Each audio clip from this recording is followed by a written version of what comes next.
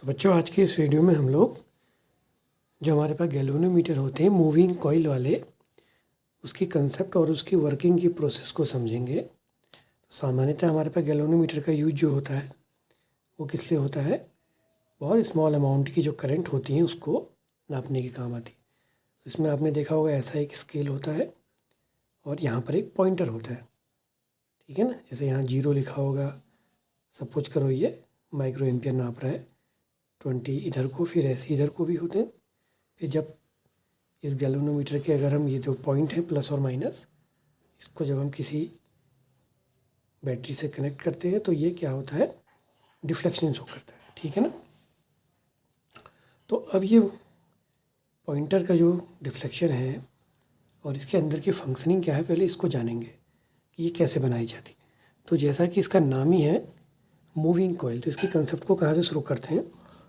हम लोगों ने सामान्यतः डीसी मोटर बनानी सीखी है कि एक सेल लेते हैं, उससे हम करते थे ना, एक सेल लेते हैं उसको एक मैग्नेट के, और यहाँ पर सेल से अगर हम एक कॉइल बना के कॉपर की, इसको जब हम कनेक्ट करते हैं तो क्या होता है, एक कॉइल रोटेट करने लगती है। क्योंकि क्या हुआ, मैग्नेट ने क्या दिया, एक मैग्नेटिक फील्ड और करंट आई इसमें, तो कॉइल क्या होगी, रोटेट होगी, यानी कि कॉइल को एक फोर्स मिल गया। बी और आई मौजूद थे तो फोर्स के कारण वो मूव करी। तो बिल्कुल इसी कंसेप्ट पे हमारा गैल्वेनोमीटर की फंक्शनिंग भी होगी। अब अंतर क्या होता है, थोड़ा सा फंक्शनिंग को समझेंगे तो वो चीज़ क्लियर हो जाएगी।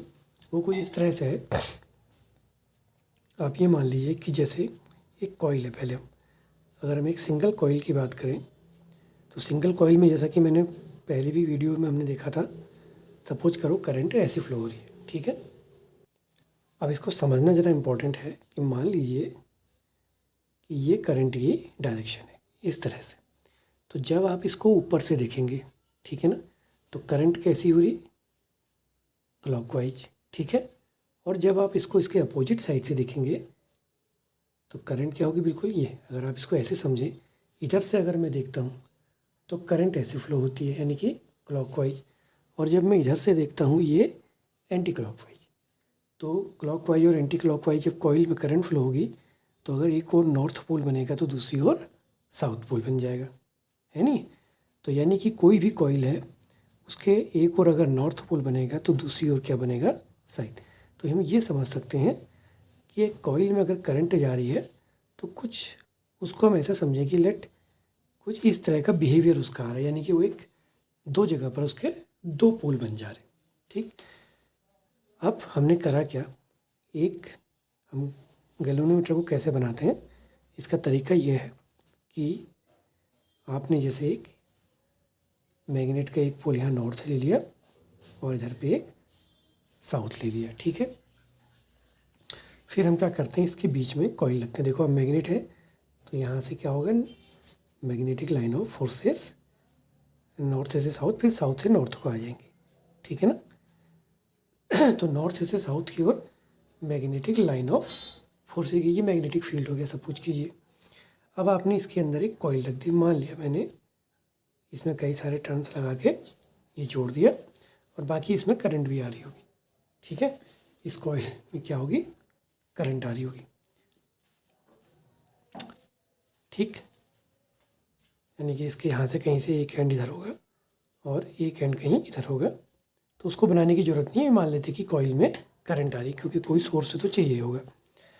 अब क्या हुआ कि समझने की बात है, कॉइल नॉर्मली घूमती है, हम क्या करेंगे, इसके साथ एक पॉइंटर लगा लेते हैं, ठीक है ना। माना हमने एक पॉइंटर ये लगा लिया और ये हमने इसके ऊपर एक स्केल बना दिया, मान लिया 0, 10, 20, 30, इधर को भी इधर भी दोनों ओर इसलिए बनाया जाता है क्योंकि करंट की डायरेक्शन अपोजिट कर देंगे तो डिफ्लेक्शन अपोजिट आ जाता है। मान लिया ये माइक्रो एम्पियर। अब इसके बाद क्या होगा, देखो, तो जब इसमें करंट फ्लो होगी तो क्या होगा, मैग्नेट घूमता है, ठीक, तो इसके साथ पॉइंटर भी घूम जाएगा। अब इसको घूमने की कंसेप्ट क्या है, देखो, इसको ऐसे भी समझ सकते हैं हम लोग कि कॉइल में क्या हो रहा है, एक ओर को नॉर्थ बन रहा है, दूसरी ओर को साउथ बन रहा है। तो आप ऐसे समझ सकते हैं, it will work like a small bar magnet, जैसे यहाँ नॉर्थ बन गया और यहाँ साउथ बन गया, ठीक है। अब क्या होगा उसके बाद? अब उसके बाद ये नॉर्थ साउथ की ओर अट्रैक्ट होगा, तो ये कॉइल ऐसे समझो कि घूम गई। इसके घूमने के तरीक़ों को हम ऐसे भी समझ सकते हैं, यानी कि इसमें एक क्या लग गया, अट्रैक्शन हुआ, तो अट्रैक्शन के कारण ये रोटेट करी तो एक टॉर्क लग गया।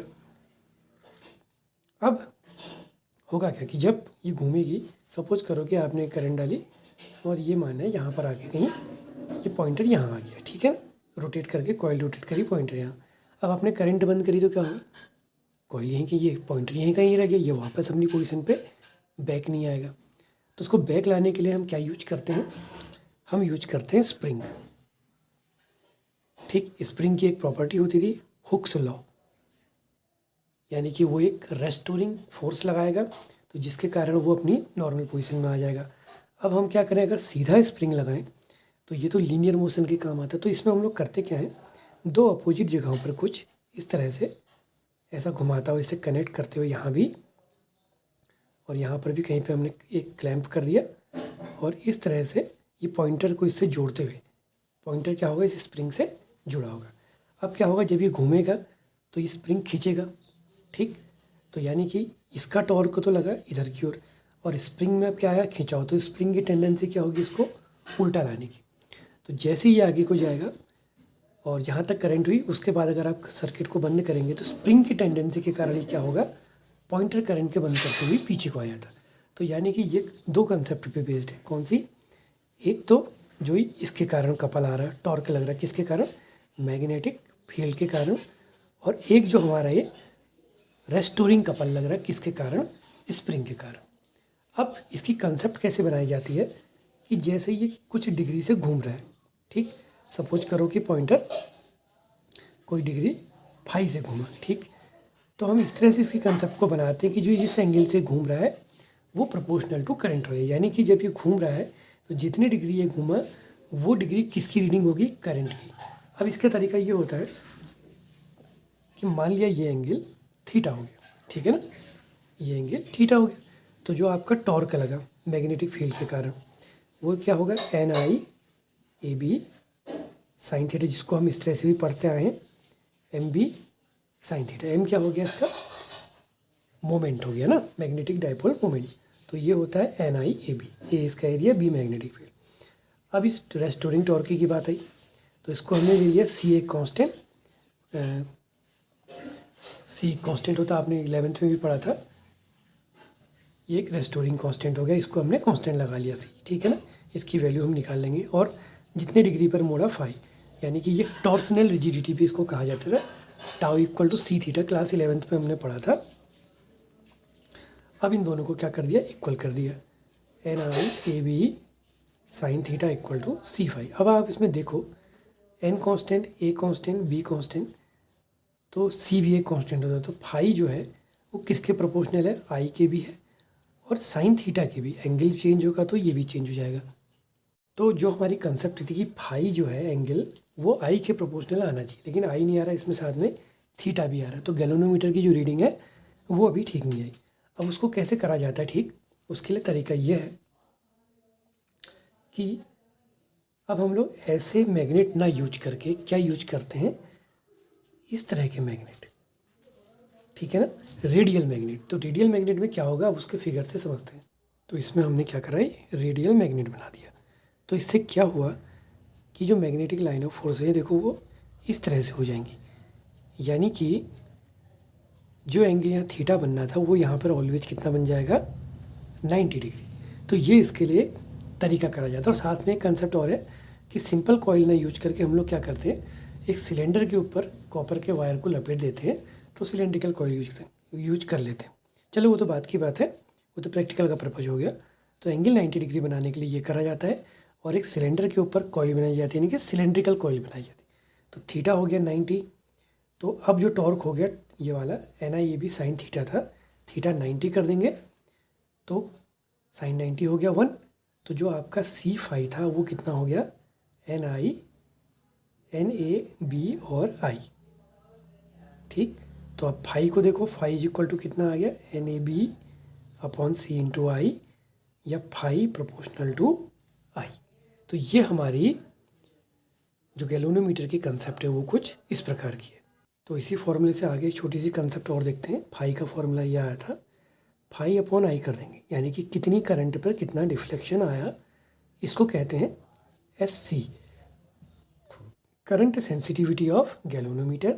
इसी तरह से एक एस वी भी आती है, वोल्टेज सेंसिटिविटी ऑफ गैल्वेनोमीटर। तो इसके लिए क्या करेंगे, जो ये एन ए बी था अपॉन सीधा वी को, अब आई को हमने वी बनाना है, तो वी इक्वल टू क्या होता है, आई आर होता है। तो आई, इसके लिए क्या करेंगे कि इस फॉर्मूले में, इस वाले में जो फाई अपॉन आई था, आर से मल्टीप्लाई भी कर दिया, आर से डिवाइड कर दिया, तो ये बन गया वी। तो फाई आर अपॉन वी बन जाएगा, यहाँ आर का मल्टीप्लिकेशन आ जाएगा। ठीक है, तो ये हमारी इसकी करंट और वोल्टेज सेंसिटिविटी हो गई।